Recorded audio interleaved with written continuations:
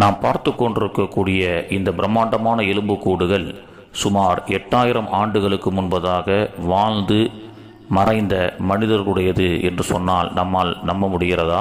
ஆம், சவுதி அரேபியாவில் சமீபத்தில் அகழ்வு ஆராய்ச்சியின் மூலமாக கண்டெடுக்கப்பட்ட இந்த பிரம்மாண்டமான எலும்புக்கூடுகள் இந்த மனிதர்களுடைய வரலாறை பற்றி குர்ஆனிலே அல்லாஹு தஆலா சொல்லி காட்டுகின்றான். 8000 ஆண்டுகளுக்கு முன்பதாக ஆது சமூத் என்ற கூட்டத்தார்கள் இந்த பகுதியிலே வாழ்ந்திருக்கிறார்கள். அவர்களுக்கு நபியாக ஹூத் அலைஹிஸ்ஸலாம், சாலிஹ் அலைஹிஸ்ஸலாம் அவர்களை அல்லாஹு தஆலா அனுப்பினான். அழிச்சாட்டியம் செய்த காரணத்தினால் புயல் காற்றை கொண்டு அந்த மக்களை அல்லாஹு தஆலா அழித்தான். கைகளை கொண்டு மலைகளை குடையக்கூடிய சக்தியை அல்லாஹு தஆலா கொடுத்தான். இது பற்றிய வரலாற்றை அல் குர்ஆனிலே அல்லாஹு தஆலா சொல்லி காட்டுகின்றான்.